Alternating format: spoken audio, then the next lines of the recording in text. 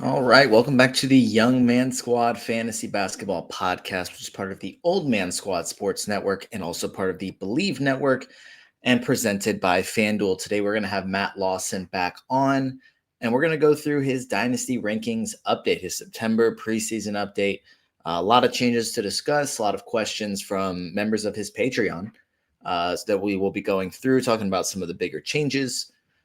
And even take a look at some of the 2026 prospects that are already ranked inside of his top 50.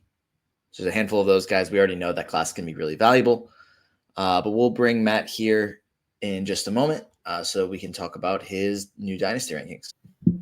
All right, and we've got Matt Lawson here. We've got his free preview to his Dynasty rankings. This includes the top 30 players on his rankings. You can check out his Patreon at patreon.com/NBA Dynasty ADP to get the full version of it. But before we get into talking about the Dynasty rankings, we want to talk about Tyler Hero a little bit. But before we get into talking about Tyler Hero, Matt, I want to know how you're doing today. I'm doing great because I think we're 13 days away from preseason NBA action. I mean, it is upon us. We're going to be having media days soon. We're going to be having training camp news popping out. And this Tyler Hero news is kind of that first slow drip of really finding out who's going to be available at the start of the season. I mean, this is where a lot of stuff every year gets revealed where we didn't really have the full story or we didn't know about something at all. And suddenly it's going to start coming out as we're approaching teams actually reporting players getting in. We're going to find out what's really going to be happening at the start of the NBA season. 100%. Just to talk about Tyler Hero's situation a little bit more, there's no concrete timeline right now that he's supposed to undergo foot procedure today. They're saying he's going to miss the start of the season, which doesn't tell us all that much other than he's probably going to miss, I would assume, the first couple of weeks, but it could be longer, it could be shorter. To me, the impact here is that I'm probably a little bit scared off by taking Tyler Hero. Maybe I wasn't super – like I have to have him in all my leagues, but maybe bump him down about a round, just like going into the season not healthy and it being a foot issue, like kind of scares me a little bit. And then maybe not dramatically, but shift Norm Powell up a tad, and then maybe be a little bit more interested in Davion Mitchell, who I assume will start at point guard. Is that kind of your analysis as well, Matt? Yeah, with the Miami Heat, there was already going to be kind of an open question going into this season of how are they going to make this backcourt work now with Tyler Hero, kind of coming in as like the one sure thing. We figured Tyler Hero was going to start. Now that's not a sure thing. So it almost necessitates a Davion Mitchell, Norman Powell backcourt to be able to start the season. I think that's what Erik Spoelstra is going to do. We already saw Erik Spoelstra have a high degree of confidence in Davion Mitchell at the end of last season.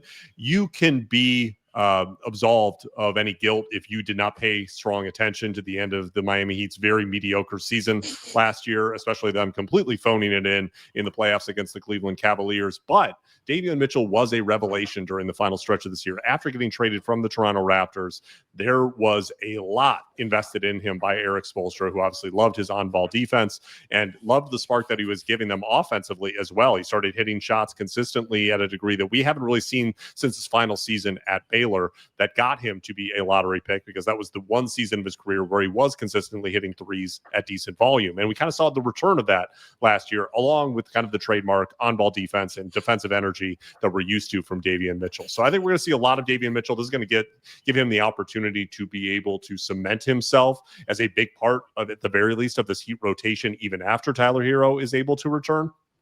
And this is a big boost to Norm Powell, who potentially could have come off of the bench, because having him and Tyler Hero together defensively is kind of a disaster. That might not be what Erik Spoelstra wants to do, because it seems like the Miami Heat every season roll out of bed to a top 10 defense. This could have challenged that. If you were playing Norm Powell and Tyler Hero together, we at least won't see that at the beginning of the season. But a lot of the offense is going to be dependent on Norm Powell. It's going to be eerily similar to what we saw at the start of last season, when the Los Angeles Clippers did not have Kawhi Leonard and needed to rely heavily on Norm Powell to be able to generate offense. That's what the Miami Heat are going to need at the start of the season. So if you're talking about in redraft, Davion Mitchell, Norm Powell, depending on the number of roster spots that you have, depending on how deep you're getting into the player pool, both of these guys are going to be interesting players to add at the beginning of the season. That's something that we're going to be talking about in the run-up. There's a lot of guys that you can get near the end of your redraft, or picking up in shallower dynasty leagues who are going to be able to help you at the start of the season because other players are not available. And then you kind of wait and see if they're going to be able to be a hold beyond that. But these are guys who are going to be really helpful to you because of the enhanced opportunity they're going to have because of injuries on their team. Yeah, Norm Powell definitely had a bit of a case to be an all-star in the West last year. I know he didn't make it, but there's a lot of people that are pushing for it. And now if he's going to be able to start out this season playing a similar role, I guess he'd have a stronger case in the East just because the East is a little bit weaker, but Tyler Hero probably isn't going to miss quite enough time for that to happen. But we saw how good he was at the beginning of last season. So that'll be really intriguing, at least for the first couple of weeks of the season. But hopefully they'll give us more of a concrete timeline on Tyler Hero because I don't know, maybe that happens after the procedure. We'll get a better timeline. But because right now he's going to miss the start of the season, which, doesn't tell us all that much. But we'll move on to talking about your Dynasty rankings update. We have a handful of questions for members of your Patreon that we'll go through. But before that, we'll just talk about the players that are in this free preview here, namely trying to tie this back into the Devy League that we're in the middle of drafting. You were able to get Darren Peterson in that draft, and you have him ranked. Where is it? You have him ranked, right? So Darren Peterson is in my full set of rankings. So if you get the full set of rankings, you're going to be able to get the 2026 top 3 rookies in the full set of rankings. The preview did not include them. That's something that you're going to be able to get with the full edition. Gotcha. But I like Darren Peterson as a top 15 dynasty asset at this time. And a lot of people have said to me, and this is one of the comments that I got, it's too early to be thinking about the 2026 draft class. It's definitely not if you think you're going to have a top 2026 draft pick. You need to understand the value of what that could look like. If you're trading for one of those picks or someone's trying to trade to get one of your picks that could be at the top of the 2026 draft, you need to understand that Darren Peterson could be every bit of the level of fantasy prospect that we just saw in Cooper Flagg. That's the level of fantasy stat set that we could see. He could be the next dynamic scoring guard who also contributes across all categories, the same way that Shai Gilgeous-Alexander has developed himself into that kind of player. That's what we could be talking about stat set wise from Darren Peterson. And those are huge shoes to be able to fill. I'm not saying that that's the guaranteed floor of what he's going to be. I'm not even saying that's the realistic median outcome. But when we're talking about ceiling, Darren Peterson is one of the most explosive, strongest guard prospects that we have seen in many, many years. And for that reason alone, you should highly covet any pick that could be in the lottery of your upcoming 2026 NBA rookie draft, or is, if you don't have a lottery that you think that your team or someone else's team is going to be near the bottom of the standings. Not only is Darren Peterson an extremely strong dynasty asset, you'll see in my full set of rankings, I also value extremely highly Cam Boozer and AG Debinsa as well. Both of those prospects are guys for me who are inside of the top 40. I value them extremely highly. And I think that this overall as a top 3, the way that it looks right now, is about as strong as we've seen, at the very least, to what our pre-draft expectations were for Victor Wembanyama and Scoot Henderson and Amen Thompson. I highly value that group. And I think that this group has the potential, maybe not the peak of what Victor was. I had him valued as a top 5 dynasty prospect before he ever played an NBA game. In the run-up to his draft year, I was extremely high on him. I'm not quite that high on the very top of this 2026 draft, but overall, as a top 3, this is about as good as it gets. And it looks like a really strong group heading into this college season. Yeah, and without saying where you have them ranked, multiple, I think we had 5 in the top 41 of the Devy League. And then the 3 you mentioned went 24, 26, and 27. And then we had Nate Ament go 35 and Jaden Quaintance go 41. So definitely a class that has a lot of firepower at the top. That'll be exciting to see exactly how that looks. But as I said, we have some of those questions from members of your Patreon, and I'm going to pull them up so anyone that's watching is able to read them along with us. But the first one here, does Kyle Filipowski's rise come from John Collins being moved, even though there is still Walker Kessler and Lauri Markkanen there?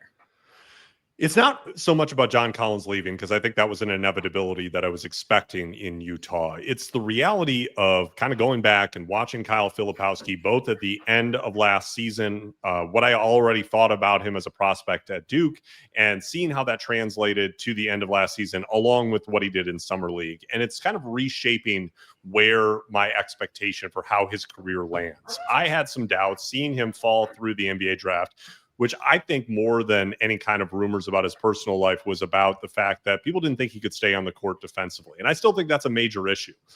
I think what we've seen in the last year is that Kyle Filipowski is so good offensively that he is going to be able to be a guy like a Naz Reid, like a Bobby Portis, who can be kind of a sixth man of the year potential player, even if defensively he's deficient enough that he's never going to be a starter. And that isn't to say that he cannot be a starter in his career. That could absolutely happen. We've seen stretches where Kelly Olynyk is a starter. We've seen Naz Reid and Bobby Portis start before. The reality, though, is even if he doesn't get to that level, even if, let's say, Walker Kessler and Lauri Markkanen stay in Utah for the long term, I could still see a scenario like you see Naz Reid in Minnesota, where there is still top 100 fantasy value in Kyle Filipowski because of how good offensively he is, his ability to be able to run out 5-out lineups that Will Hardy is really going to covet in Utah. I think you're going to see that this year. Bench lineups where Filipowski is playing at the 5, and they're going to be able to play 5 out and use that spacing to be able to generate strong offense in bench lineups. Filipowski is a guy that I'm higher on because I can now see the path because of how good he looks offensively, elite ability to be able to handle and pass for a big.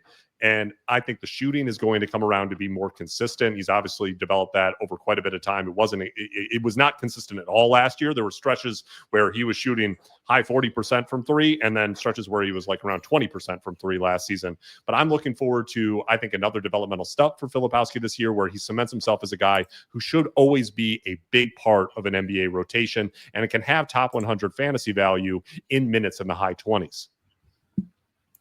Yeah, and we saw him end last season with some nice performances, some pretty big stat lines. Then obviously we saw him dominate during Summer League, and we don't put too much stock into what we see during Summer League, but it's more to me about if we see a second-year player come in and not dominate, then it's concerning. But a second-year player coming in absolutely dominating Summer League, that's kind of what we'd like to see from him. Definitely has a lot of upside that we'll see how Utah's rotation plays out if that can really happen this season.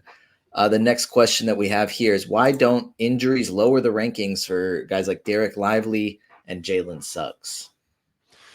For me, this is a kind of a fundamental fantasy and dynasty question. What does it mean to be injury prone? How do past injuries determine the likelihood of future injuries? And I think this is an area, having done fantasy and dynasty now for way too long, I think this is an area where we can over-index on recency bias and the realities of what we've seen in recent injuries to be able to put a label on a guy of injury prone, always going to be injured.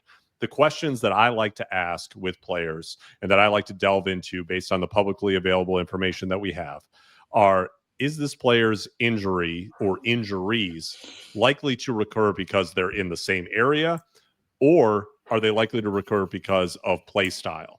And I am loath to put those labels on players, especially early on in their careers, because I'm enough of an old head to have done this long enough to see players like Steph Curry and Bradley Beal be unable to be able to stay on the floor in the first few years of their NBA careers, and then have stretches where they are Ironmen who never get hurt. Often this label gets put on early on for guys who get snake bitten by injuries, and they can completely turn it around. In the NFL, Matt Stafford is an awesome example for my Detroit Lions. Had multiple shoulder injuries early on in his career, was not able to stay on the field in his first couple seasons. Everybody said, well, this guy's brittle. And then he went on to be an Ironman who would play in every single game, no matter how pathetic the Lions were. This narrative can change very quickly because it's just based on what we've seen lately. And it's often not based on medical science. If you're analyzing this as a fantasy manager, you're probably not a doctor. And even if you are, you don't have access to the information to be able to say, well, this player's bones are more brittle, their ligaments are more likely to tear, or they have a degenerative condition in this area that makes it more likely for them to be able to get hurt. Those things just get assumed based on what has happened in the past. So for Lively, yes, I understand the caution that you can have for a guy who's had a couple of different lower body injuries, especially a center, a big man, early on in his career. I am willing to give the grace in this moment to be able to say that there's nothing to me that suggests that this is a chronic issue or an issue that is going to be degenerative. I don't think Dallas has signaled that that is the case either. I think Derek Lively is going to have a strong season. And I think that, as we talked about on previous episodes, his trajectory is to be one of the best centers in the NBA. I think that's where he's headed. And I think the ceiling level for Derek Lively is a lot higher than what people realize, that he's more than just kind of a, length lengthy, mobile big who can play a little bit in switch, who can also drop and defend the rim, and can be a rim runner, lob threat. I think he's more than that. I think there's more for him as a playmaker. I think there could be even more for him as a shooter and an offensive creator to be able to create his own shot, as we've seen the expansion of him being able to create his own shot in his first couple of seasons. And with Jalen Suggs, I get it. The argument there is his play style is violent. It is confrontational. It is aggressive. And that can lead to more injuries. I also see a player who is not going to be asked to be heavily on ball, whose value is going to be generated in getting steals and blocks and catch and shoot 3-pointers. And I think that is going to be what is going to lead him to be able to have healthier seasons going forward. And with both of these guys, the reason that I hold them so high in my rankings is if you are a young player and you have already shown that your defense is not going to be a question at all. And in fact, it is a plus, and it is going to be a thing that is going to get you on the court and keep you on the court for big minutes. And it's going to allow the rest of your game to develop in the background. That creates such a high floor for me when you are available that I'm going to want to keep you higher up in the rankings, because for so many of these other young players that we get into in Dynasty rankings, there are real and legitimate questions about, can they develop enough defensively to be able to be a starter on a winning team? Can they play winning basketball? And we already know Derek Lively and Jalen Suggs can play winning basketball. We've seen it across their careers so far. That question is already taken out of the equation. So for a young player, if the question about them playing winning basketball, about them being a question mark defensively, if that's not there, if we're not worried about that, that to me is a huge boost to them in Dynasty rankings, because that's the fundamental question with so many young players that often gets answered in the negative. And we find out once they're on a real team and not a tanking team, they're not going to be able to cut it. And those stats that they were able to generate early in their career were empty, that they were gifted minutes, and that they're not going to be a player who's going to maintain that kind of production or role across their prime, because they're not that kind of player. We don't have those questions with Lively or Suggs. No, we've seen both of them produce at a high level. We've seen Lively do it in the playoffs. And now Lively is going to be part of this young core that I guess they're going to try and develop with Cooper Flag, but not really necessarily having the assets to do that. But we'll see. They'll be able to, having Cooper Flag and Derek Lively is definitely a nice start. And staying on the Jalen Suggs topic, why is Jalen Suggs ranked above Coby White for you? So this goes back to what I was just talking about, and it's actually kind of an interesting question about player archetypes. I think too often we can look at box score stats to be able to determine how we feel about players. Maybe we look at their age to be able to say how we should rank them in Dynasty, but we also need to be looking at the general trends of the NBA to be able to say what kinds of players are valued by the NBA, what kind of players are going to continue to be valued by the NBA, and what does that mean about the players that we have in these Dynasty rankings? Because if you go back, and I've been doing this long enough now, I've been publishing rankings since 2021. When I look back at old rankings, where the biggest misses occurred are often areas where the league has changed and continued to change to not value certain types of players. We talked about before about how ADP for some big men was way out of whack. And those are some of the biggest misses when going back through old rankings, that some bigs their careers did not pan out. They could not stay on the floor consistently because the league changed to a point that big men had to cover so much ground defensively in the last 5 years, definitely in the last 10 years, that it became untenable for a number of big men, and they were basically played out of the league. That's an area where there's been dramatic change, where we constantly need to be aware for big men. I think the thing that we're seeing right now are certain kind of offense only or largely offensive driven guards who do not play defense and who do not contribute enough in playmaking and are just kind of scoring based in their value, are not being valued in the NBA. And we've seen that with Cam Thomas's restricted free agency. And I think to some degree, we're going to be seeing that with Coby White, who I think will get a better contract than Cam Thomas. Wouldn't be surprised if the Bulls try to be able to sign him to a deal. They're not going to, I think, be able to get him on an extension because the contract that he's currently on is not enough money to be able to extend off of to be able to get him to the level that he's likely going to want. But it is possible because Coby White, while a really efficient scoring guard, and who has improved in his true shooting percentage year after year and had a really strong stretch toward the end of last season, is a really strong three-point shooter, is a solid playmaker. He's not a good defensive player. He never has been. We're long enough into his career at this point that he's likely never going to be. And that kind of player, and we talked about Norm Powell a little bit earlier. He's another guy looking for a contract extension, kind of a similar vibe.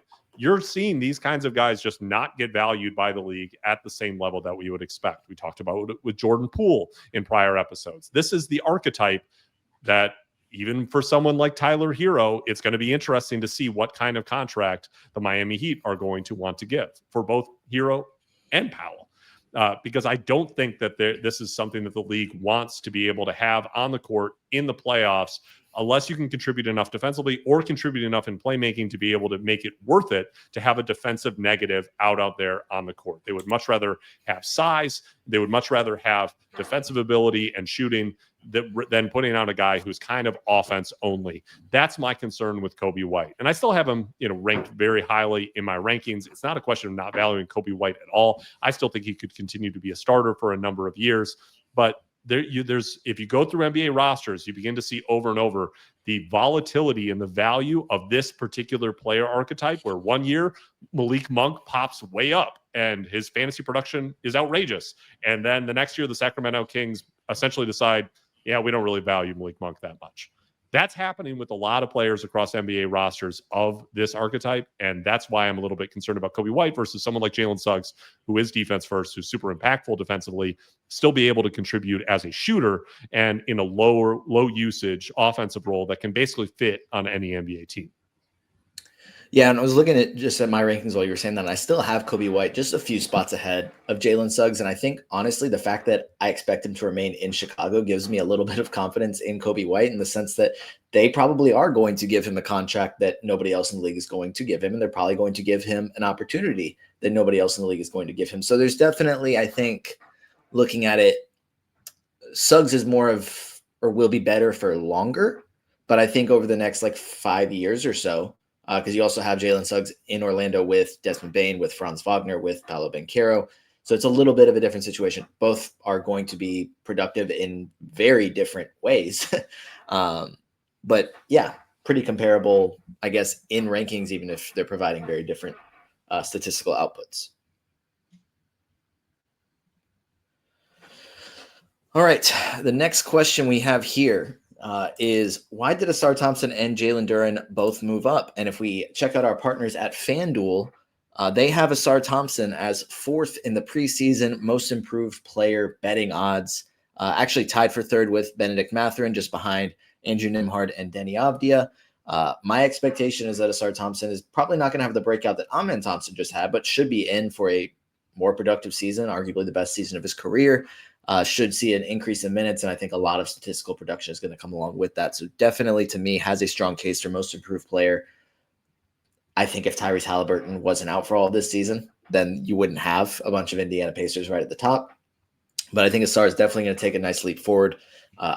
I value him really highly in Dynasty rankings, above Jalen Duren, but still really like Duren as well as a dynamic big. Why did both of them move up for you? Well, for Asar Thompson, this isn't unique to me. I think that most fantasy analysts, dynasty analysts, have kind of come to the view after seeing Asar Thompson through the end of last season and into the playoffs, where he was primarily tasked with defending Jalen Brunson, to be able to say, well, you know what, that Amen Thompson guy is pretty good. His identical twin looks a lot like Amen Thompson out on the court, and we just need to add minutes here, and this thing should boom.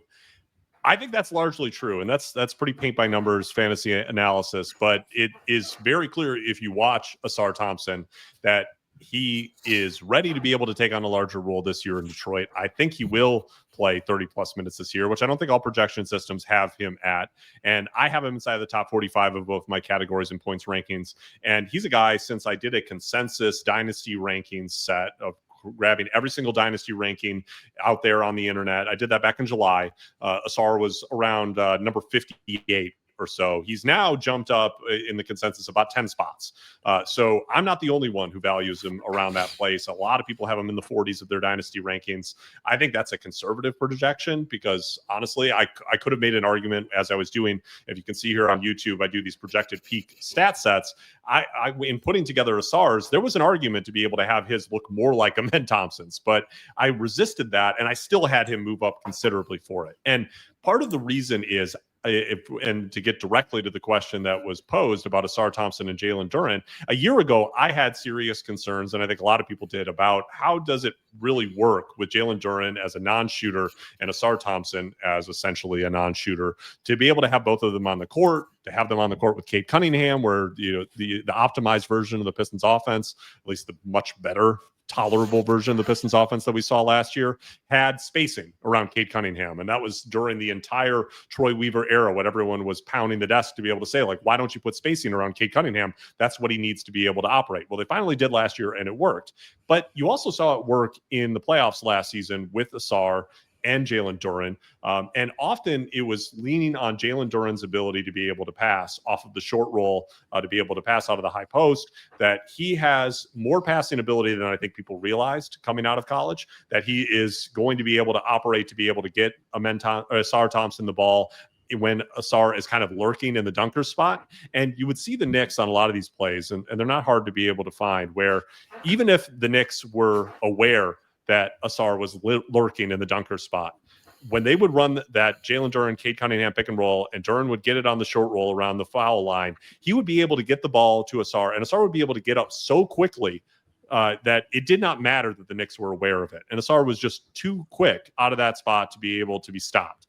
And that's just one play, but it does suggest that with Asar, he is a level of athlete like his brother that can do things that kind of bend the rules, that break the rules. And maybe you can have, I think there's good argument based on what we saw in that playoff series, that there's a good argument these two can coexist this year. That's my working theory of the case. I think that's what we're going to see this season, which is why I have more confidence in both of them being a long-term fit for Detroit. Also because Asar is just such a devastating, impactful event creator, on-ball defender. He does everything and kind of destroys your defense. Jalen Duren developed significantly in the final third of the season into the playoffs as a defender. That was my huge reason for holding him back in rankings for a while, is that he just was not a very good defensive center.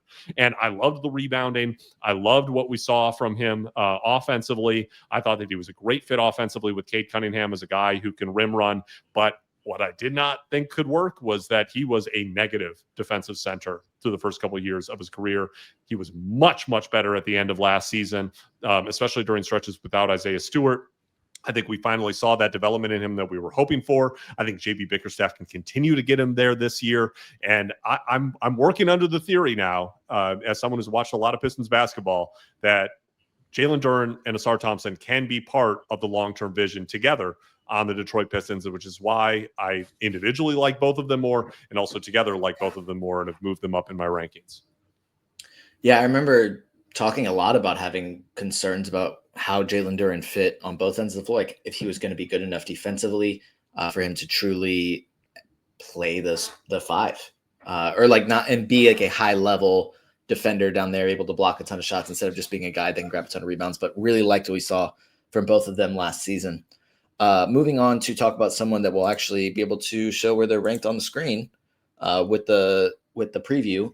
Chet Holmgren ranked 10th. Why is Chet Holmgren so high if he's not going to be a number 1 or number 2 option on his own team? And honestly, I think the fact that he's not a number 1 or number 2 scoring option on his team is ideal for his play style, and it's how he's going to be maximized in fantasy basketball, specifically in category leagues with a well-rounded skill set still. Is that kind of your take as well?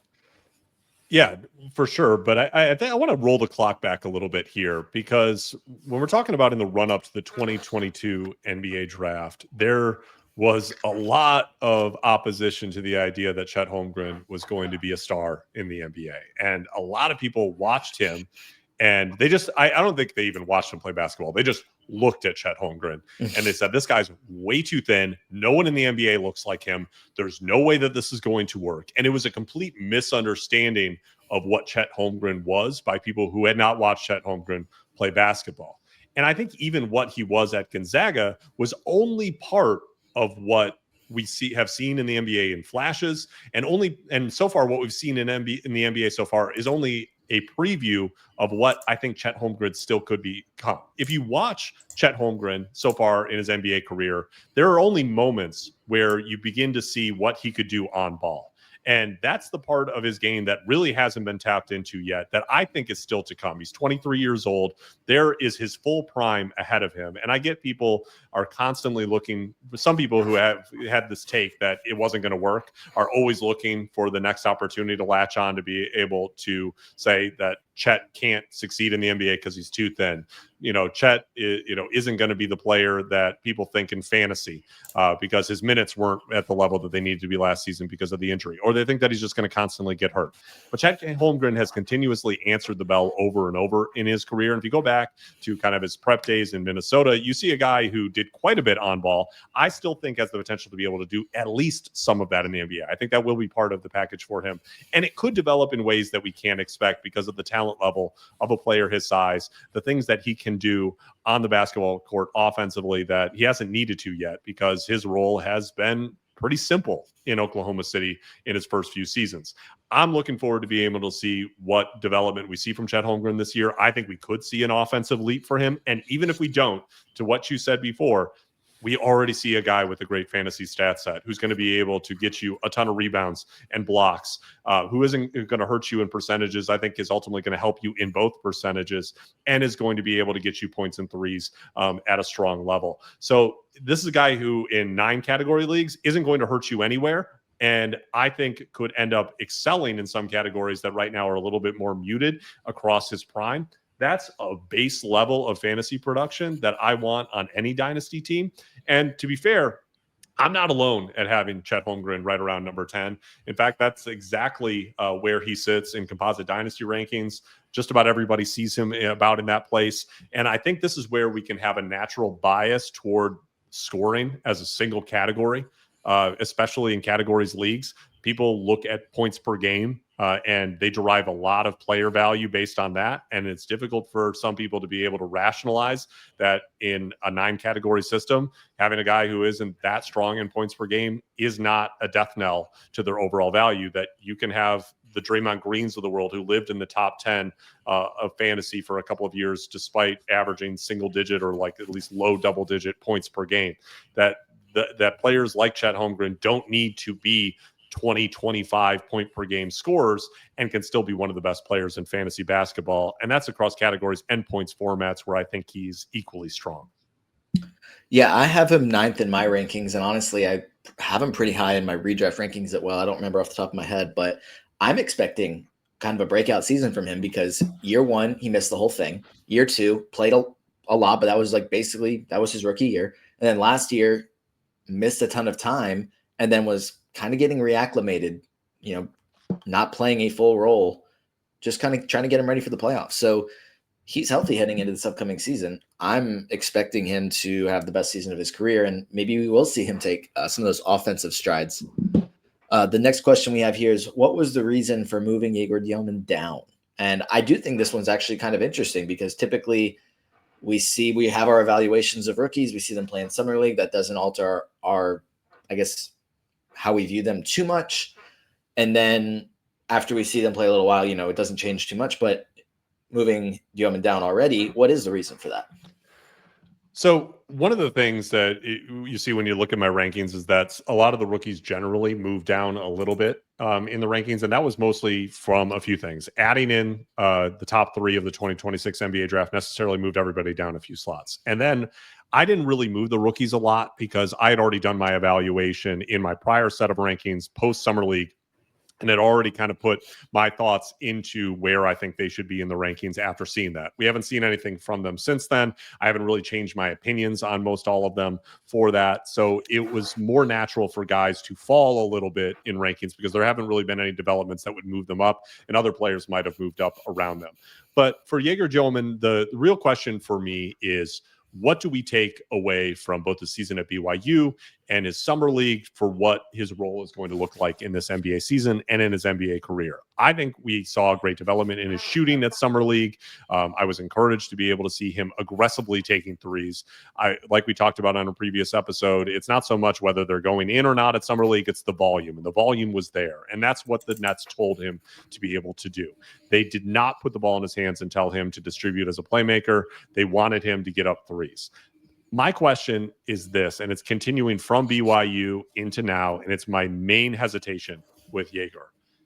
He does not get to the rim at the level that he needs to. He did not really even try to attempt to get shots at the rim in this summer league. And he struggled to be able to do it at BYU. He's not a guy who's going to be able to blow by anyone. I think he's going to have to develop strength to be able to get an advantage off of the dribble and to be able to get a shoulder into people, to be able to get a forearm into people the way that the NBA players are now allowed to be able to do on a drive.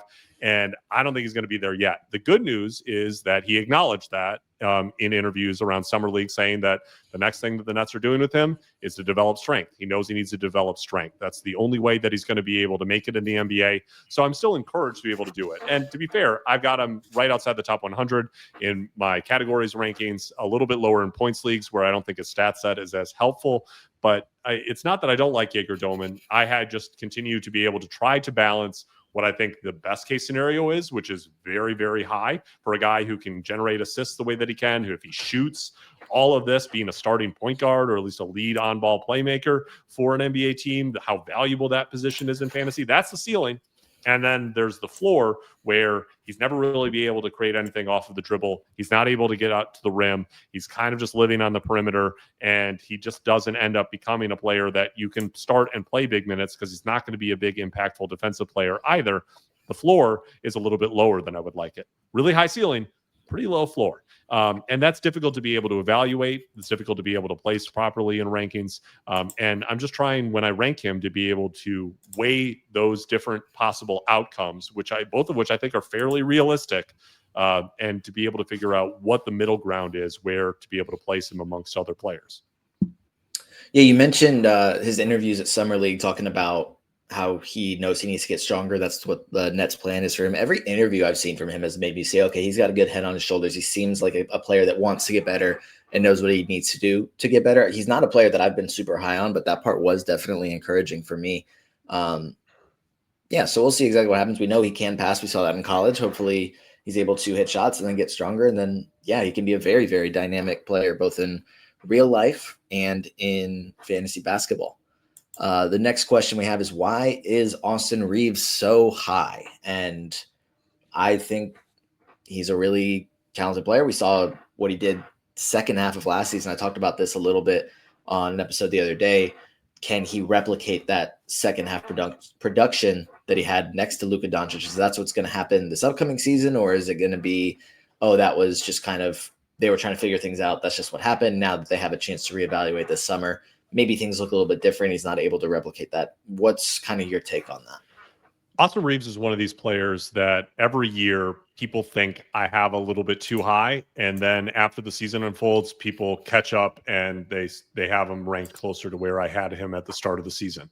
I moved Austin Reeves up again based on looking at how last season unfolded after the Luka trade and where I think things are headed after this point. And I've got him number 34 in my categories rankings, which is the highest of any Dynasty analyst out of, I think, a dozen rankings that I've collected off of the internet that have been updated in the last month.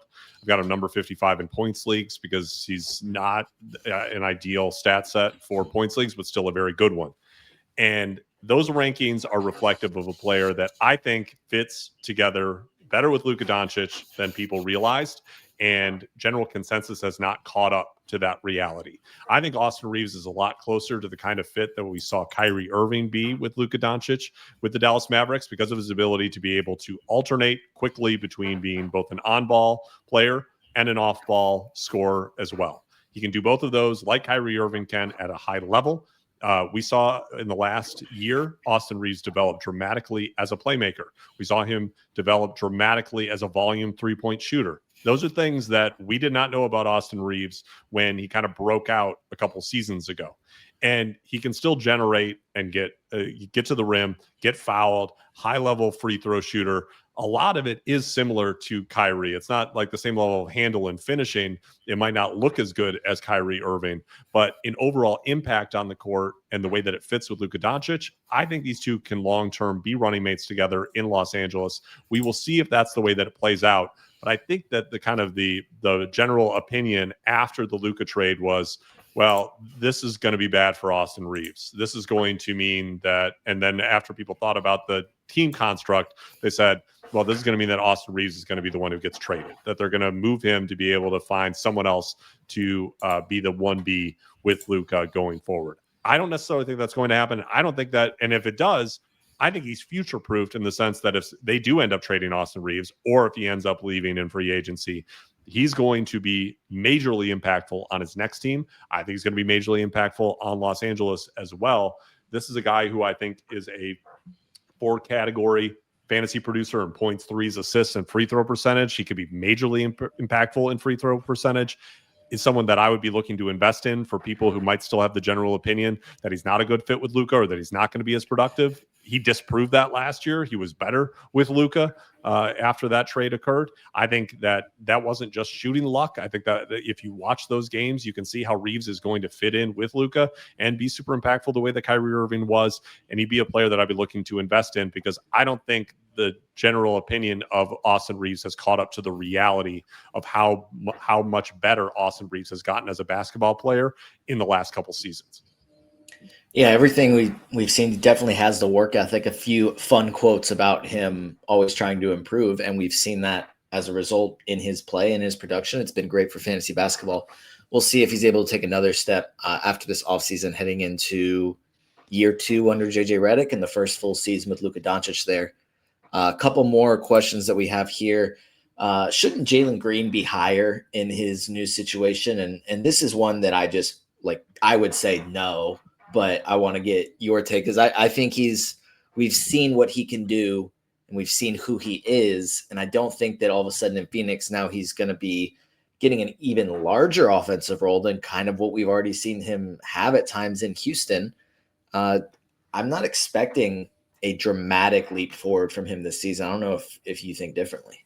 Yeah, it's difficult to be able to find a way for Jalen Green to have a big explosion in his fantasy production unless there's a big change in his game. Because we've kind of seen if he's going to be a guy who's kind of an inefficient offense-first player who survives on defense, tries to be neutral, like he was in Houston, that guy we've already seen. And we know what that looks like for fantasy. The fantasy stat set is weak enough as far as the defensive categories and rebounding and efficiency from the percentages that you're really kind of just dependent on getting points and threes and hoping the assists come up.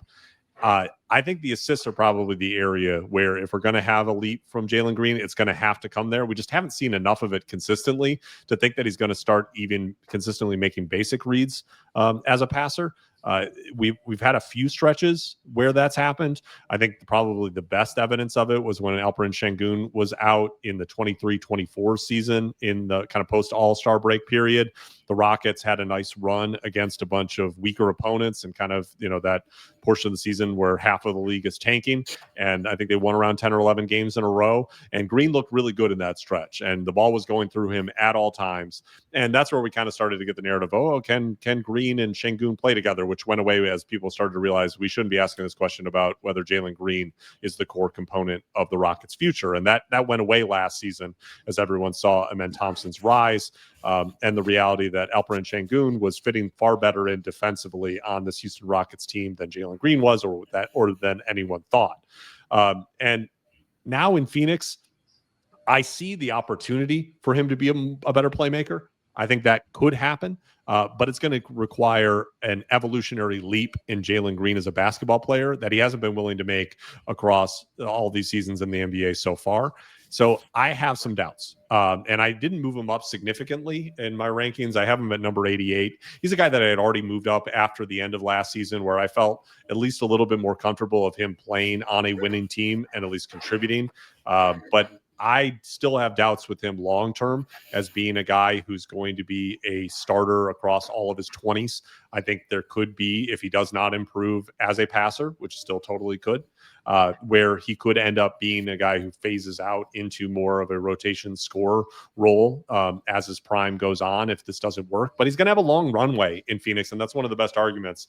2 more years and a player option on top of it for 3 more years on this contract that he's likely going to see out in Phoenix, or if he's going to get traded, it's going to have to be to someone who's willing to be able to play him in a similar role on that number of a contract.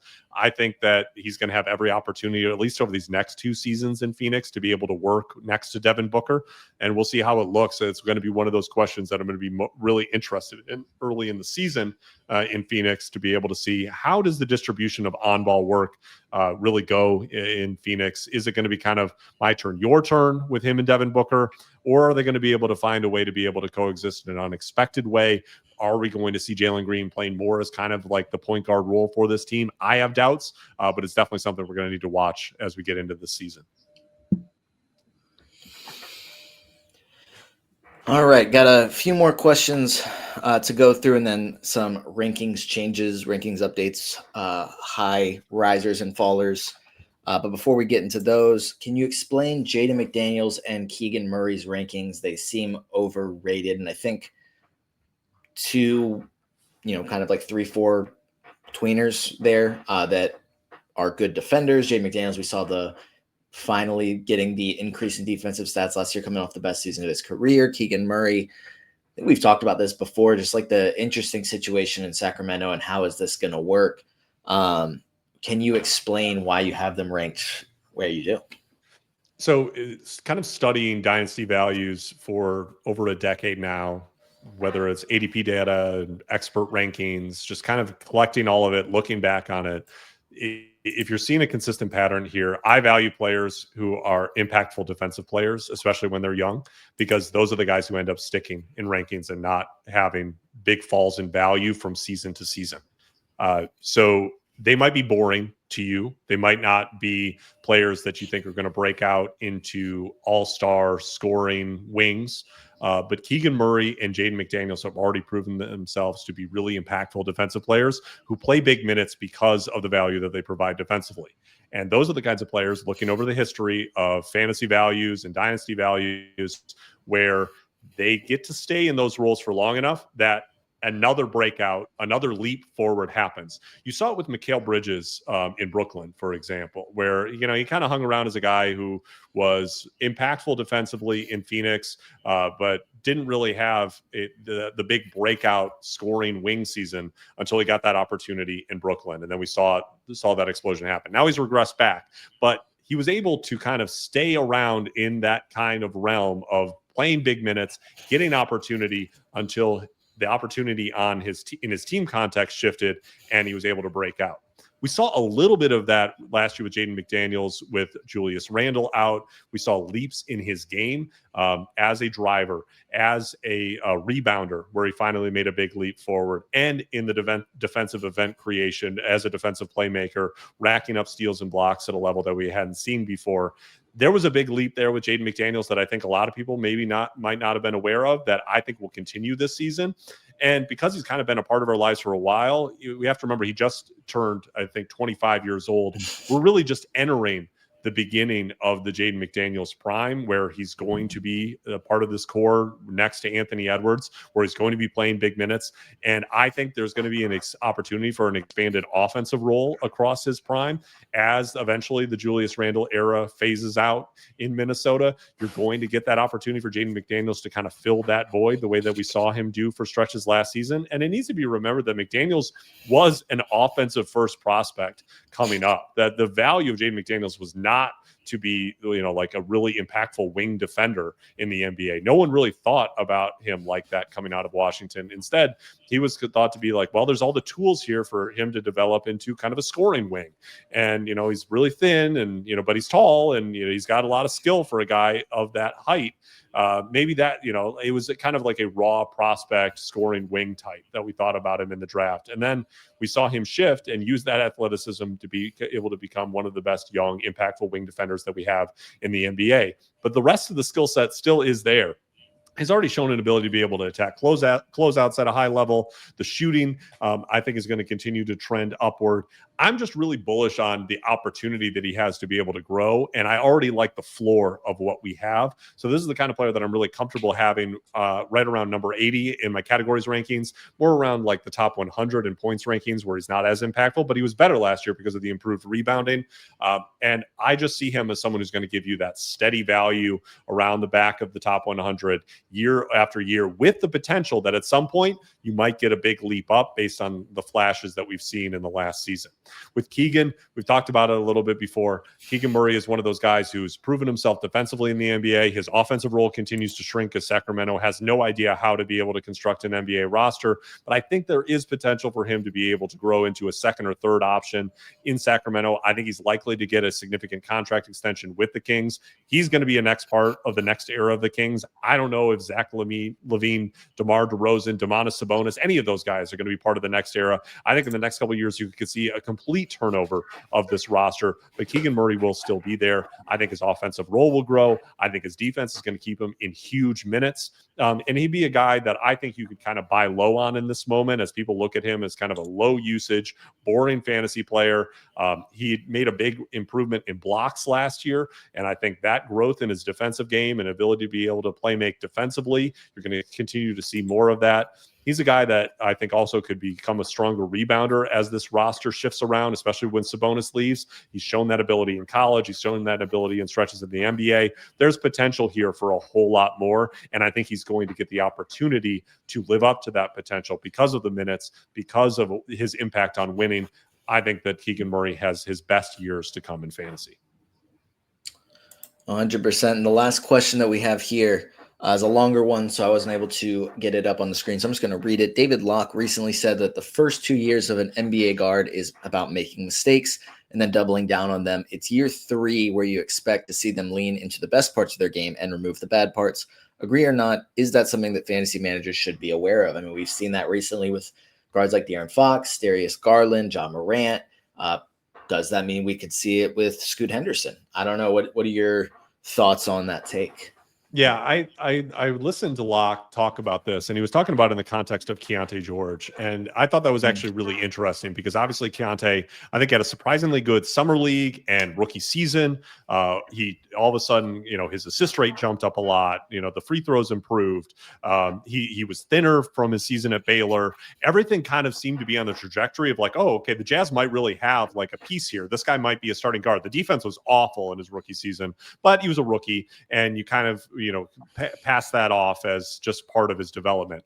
Last season, the preseason, Keontae George looked like he was making the leap. And that was maybe, if I had like one big mistake in my Dynasty rankings last season, I really bought into Keontae George early on. I got preseason pilled a little bit. I over-indexed on how good he looked in that setting, and none of that translated into his sophomore season in the NBA. It was really rough. He struggled in every facet, and he continued to not try as a defensive player. And I don't say that lightly, but there is a complete lack of effort, a lack of desire to be a viable defensive player for Keontae George. That's a big problem. And maybe you can write that off to doubling down on all the mistakes of your first couple seasons, the way that David Locke said. He's very bullish on Keontae this season. He thinks that he could have a really big third year. And I definitely think that applies to Scoot Henderson as well, who I think he did make real strides in his second year, but obviously was not at the level that people expected. I think, and this is going to be something that the drumbeat, we're going to hammer it as we go into the start of this season. Young guards struggle at the beginning of their NBA career, especially in that October, November, December period where teams are relatively full strength. They're trying. Defensive effort is higher than it is until the playoffs start.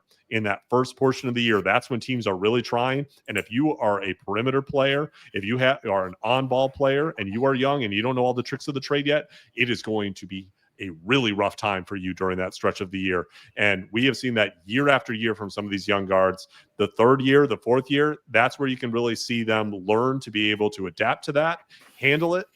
That's what we're going to be looking for from Scoot Henderson this year, from a player like Keontae George this year.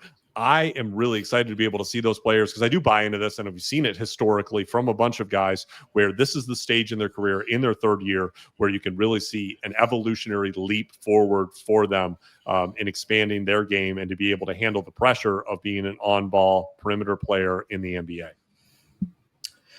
All right, we've got a few rankings, changes to talk about. We won't go through all of them, but just a couple here that were kind of big changes on your rankings. The first one here being Toumani Camara, who rose 31 spots, and I think he's already proven just a couple years into the league that the Suns made the wrong choice in trading him just to get off of DeAndre Ayton and bring in Yusuf Nurkic. Two, that he's one of the best defensive players in the league. And we saw this past season that it was able to translate into better fantasy production. It was able to, he's improved as a shooter and he's able to make plays on defense. Now you have him just outside your top 100. Is there more room to grow there? Or just kind of why is he where he is now?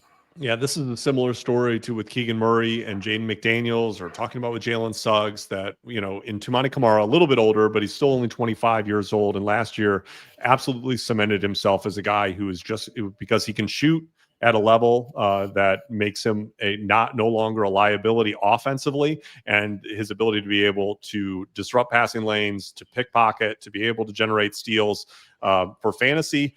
He's not really going to hurt you in many categories other than probably being a little bit low on assists. Otherwise, this is going to be a guy who's going to really help you in the steals category and is going to be on the court for big minutes, is going to have a role across his prime in the NBA as a really impactful defensive player. And for me, that's a guy that I'm willing to rank around my top 100 because I know exactly what I'm going to get. No, it is not the most flashy fantasy stat set, but as a foundational piece in your lineup, exactly what you're going to get from Toumani Camara. He's going to give it to you consistently, and you're going to be able to build your team around knowing that that's going to be there year after year. There aren't going to be big fluctuations in what Toumani Camara is bringing to the table because his role in the NBA is defined and he's excellent at it.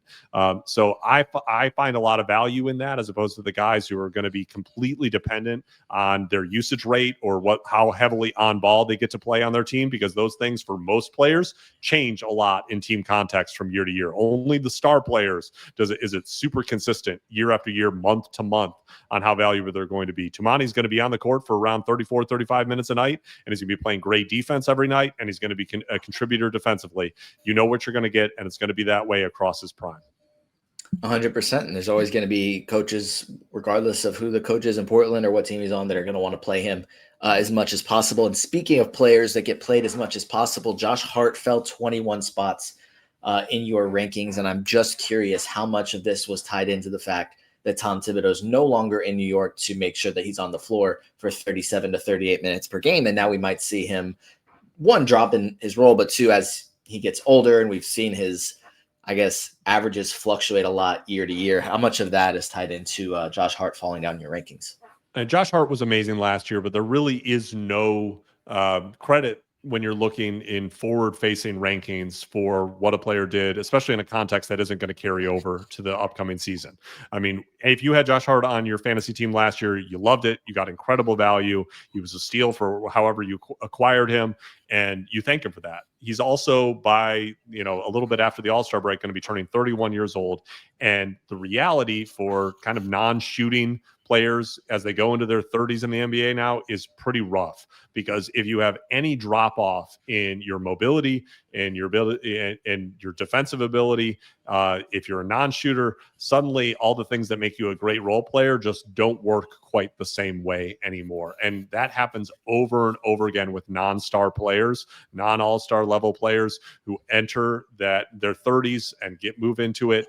The drop off can be pretty steep pretty quickly. We all remember when we absolutely adored Robert Covington in fantasy, and then it felt like overnight Robert Covington was out of the NBA entirely. And it's easy to not learn the lessons of this with some of these role players, that it takes exceptional abilities. And Josh Hart is an incredible rebounder for his size. As we saw last year, he is a far better passer than he was earlier in his career. He's a really good player. I still think he's going to be really good this year. I don't think he's going to play nearly as many minutes. That's going to hurt his fantasy production just by itself. Minutes are the lifeline of fantasy production. If you're not getting the minutes, you can't produce the stats. And he's going to drop off into the low 30s this year compared to being in the high 30s last year. I think Mitchell Robinson might start for the Knicks this year, which is going to limit the minutes level that you're going to be able to get to for Josh Hart. So the drop off is real. He's still going to be helpful, but you also need to be mindful of the fact that this is the type of player who probably doesn't have a long extended prime into their mid to late 30s, where it probably drops off in the next few seasons. So this could be a good off ramp with Josh Hart to be able to parlay the value that he's had in the last few seasons under Tibbs to be able to get something a little bit more sustainable for the future.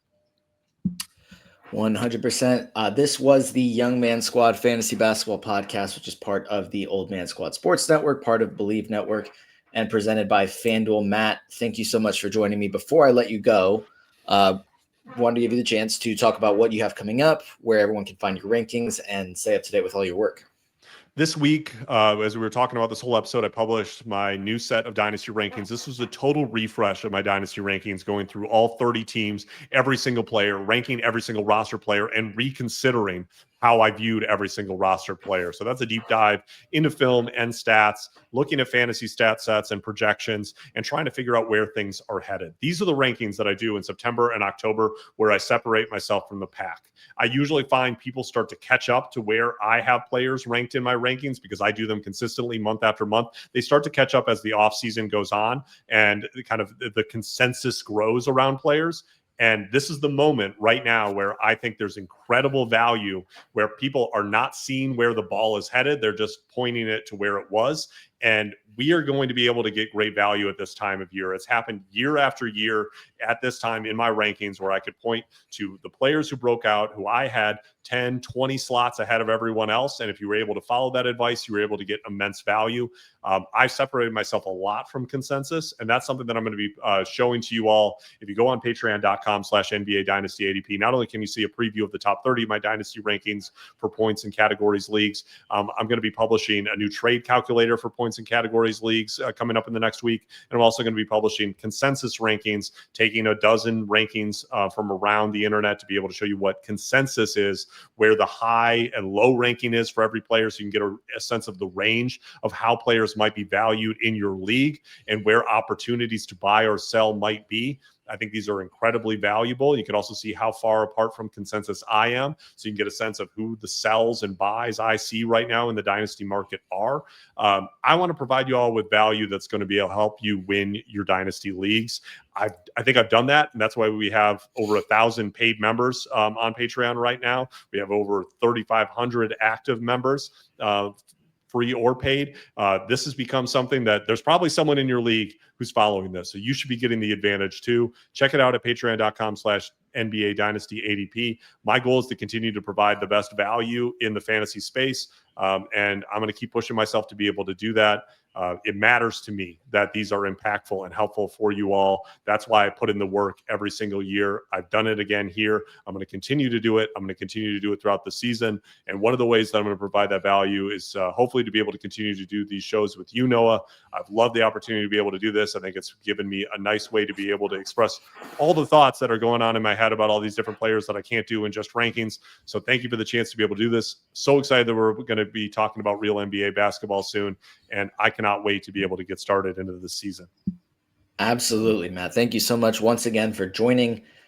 We're this close. We're this close to having real basketball to talk about, even though it is just preseason, and it'll be way more than what we've had, and it won't be long before the regular season is here. We'll have the link to Matt's Patreon in the description of this episode, but that's going to do it, and we will see you guys next time.